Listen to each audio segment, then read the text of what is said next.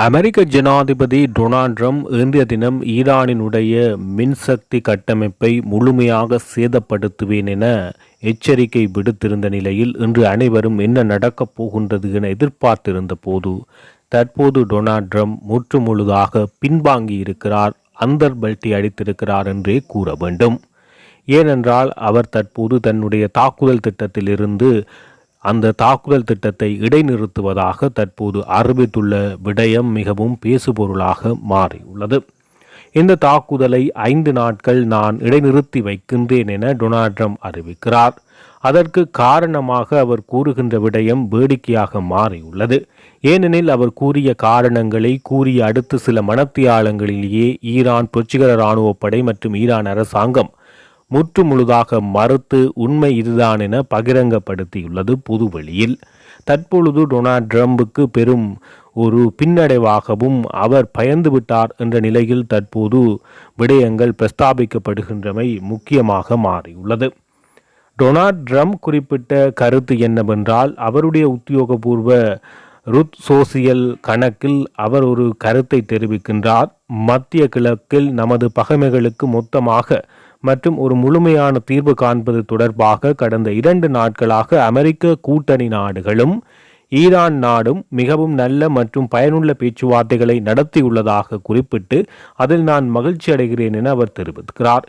இந்த வாரம் முழுவதும் தொடரவிருக்கின்ற ஆழமான, விரிவான மற்றும் ஆக்கப்பூர்வமான இந்த பேச்சுவார்த்தைகளின் தன்மை மற்றும் துணியின் அடிப்படையில் நடைபெற்று வரும் சந்திப்புகள் மற்றும் கலந்துரையாடல்களின் வெற்றியை பொறுத்து ஈரானிய மின்னுற்பத்தி நிலையங்கள் மற்றும் எரிசக்தி உட்கட்டமைப்புகளுக்கு எதிரான அனைத்து இராணுவ தாக்குதலையும் 5 நாட்களுக்கு ஒத்திவைக்குமாறு நான் என்னுடைய போர் திணைக்களத்துக்கு அறிவுறுத்தியுள்ளேன் என டொனால்ட் ட்ரம்ப் தெரிவிக்கிறார். ஹோர்முஸ் நீரிணையை மீண்டும் திறக்க ஈரான் அனுமதிக்காவிட்டால் நான் தாக்குவேன் என கூறியிருந்த போதிலும் தற்போது அமெரிக்க கூட்டணி நாடுகளுடன் ஈரான் அரசு ஆக்கப்பூர்வமான பேச்சுவார்த்தைகளை நடத்தி வருவது என்னை மகிழ்ச்சிப்படுத்தியுள்ளது.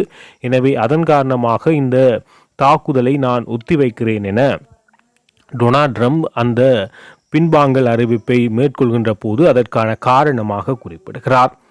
இவர் இந்த காரணத்தை குறிப்பிடுகின்ற போது ஈரான் அரசாங்கம் நாங்கள் டொனால்ட் ட்ரம்புடன் நேரடியாகவோ மறைமுகமாகவோ இதுவரை எந்த தொடர்பையும் கொண்டிருக்கவில்லை, யாரும் அவருடனோ அல்லது அவருடைய அமெரிக்க கூட்டணி நாடுகளுடனோ எந்தவிதமான பேச்சுவார்த்தைகளில் ஈடுபடவில்லை.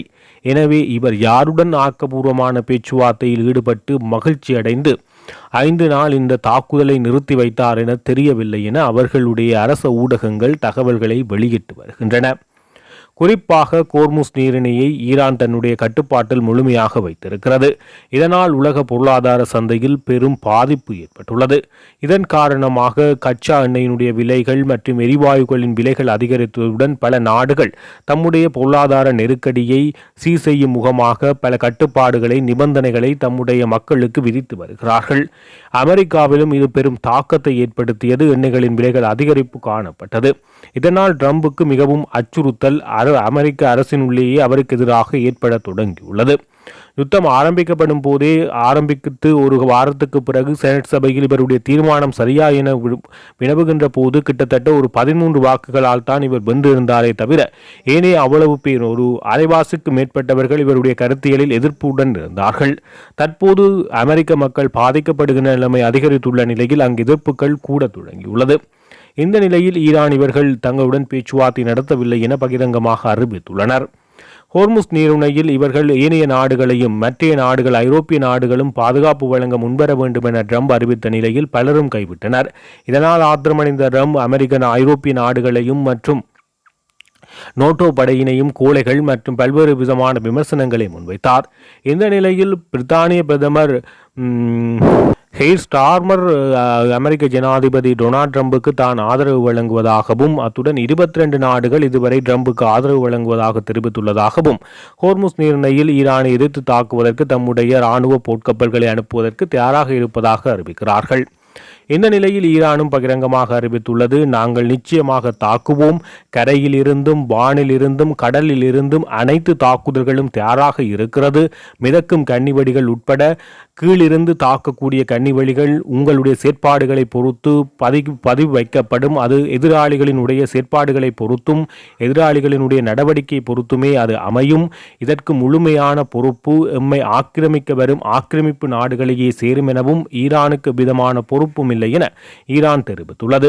எமது கடற்பரப்பை ஆக்கிரமிக்க நினைத்தால், நாங்கள் முற்றுமுழுதாக தாக்குதல் நடத்தினால் தனிய ஹோர்முஸ் ஜலசந்தி மட்டும் ஸ்தம்பிக்காது, ஒட்டுமொத்த பாரசீக வளைகுடாவை ஸ்தம்பிக்கும் என ஈரான் இந்த நிலையத்தில் குறிப்பிட்டது. இன்றைய தினம் ஏற்கனவே முன்னர் ஜனாதிபதி ட்ரம்ப் இன்றைய தினம் ஈரானுடைய மின்கட்டமைப்பை தாக்குவதாக அறிவித்த நிலையில் ஈரான் உடனடியாக இன்றைய காலமை அது தொடர்பாக ஒரு தகவலையும் உத்தியோகபூர்வமாக ஈரான் புரட்சிகர இராணுவ படை அறிவிக்கிறது.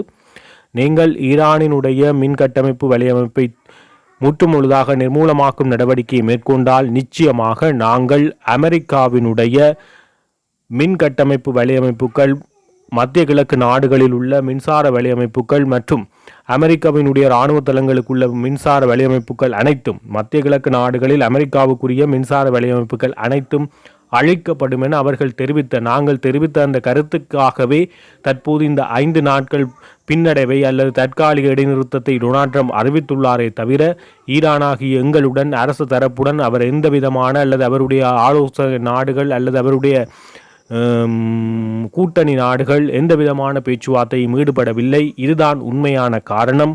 இந்த காரணத்தில் உள்ள உண்மைத்தன்மையும் ஈரானினுடைய பலத்தையும் அறிந்ததால் இப்போது டொனால்ட் ட்ரம்ப் பின்வாங்கி உள்ளாரே தவிர, அவர் கூறுவது முற்றுமுழுதும் பொய்யான ஒரு விடயம்.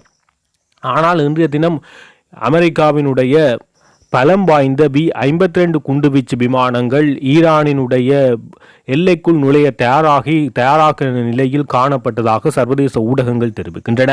எனினும் மின்சார வலையமைப்பை அவர் முற்றுமுழுதாக அழித்தொழிப்பேன் என குறிப்பிட்டதற்கமைய அவருடைய அமெரிக்காவினுடைய B-52 ரக பலம் மிகுந்த விமானங்கள் அந்த பகுதியில் தயாராக இருந்தது. ஆனால் அந்த விமானங்கள் 60 அடி வரையே குண்டுகளை செலுத்தும் வல்லமை கொண்டதாக காணப்படுகிறது. இந்த விமானங்கள் மூலம் ஈரானினுடைய பலஸ்டிக் ஏவுகணை கிடங்குகள், மீதமுள்ள கடற்படையினுடைய முக்கிய தளங்கள், அணுசக்தி நிலையங்களை தாக்குவதற்கு திட்டமிட்டிருந்த போதிலும் அவர்களுடைய ஆயுத கிடங்குகள், ஈரானினுடைய ஆயுத கிடங்குகள் கிட்டத்தட்ட 500 அடியானவை என தகவல்கள் வெளியாகியது. எனவே இந்த 500 அடிக்கு தாக்கக்கூடிய வல்லமை தற்போது அந்த அவர்களுடைய B-15 விமானத்தில் இல்லாமை காரணமாக ஒரு பின்னடைவை ஏற்படும் என்ற உத்தியோகபூர்வமான அறிவிப்பு வெள்ளை மாளிகையின் ஊடாக அவருடைய பாதுகாப்பு அதிகாரிகளின் ஊடாக டொனால்ட் ட்ரம்புக்கு அறிய கிடைத்ததன் அடிப்படையிலும் அவர் இந்த நடவடிக்கையை மேற்கொண்டுள்ளார். அதுடன் இந்த பின்னடைவை அவர் இந்த 5 நாள் தற்காலிக நிறுத்தத்தை அறிவித்த உடனேயே சர்வதேச சந்தையில் மசகு எண்ணெய்களின் விலைகள் வீழ்ச்சியடைந்துள்ளது. குறிப்பாக ஜனாதிபதி அறிவித்து சில நிமிடங்களிலேயே பிரெண்ட் வகையான மசகு எண்ணெய் மற்றும் WTI ரக மசகு எண்ணெயினுடைய விலைகள், பிரெண்ட் ரக மசகு எண்ணெய் பீப்பாய் ஒன்றின் விலை 7.16% சரிவடைந்து $104.43 அமெரிக்க டாலராக பதிவாகிறது. அதே நேரம் WTI ரக மசகு எண்ணெய் 7.59 என்ற பாரிய வீழ்ச்சியை சந்திக்கிறது. ஒரு பீப்பாய் 90.77 அமெரிக்க டாலராக குறைந்துள்ளது.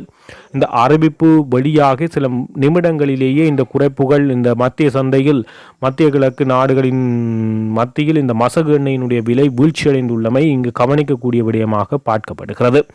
இந்த நிலையில் டொனால்ட் ட்ரம்பினுடைய உடல்நலம் தொடர்பிலும் பல்வேறு சந்தேகங்கள் தற்போது வெளியாகியுள்ளது.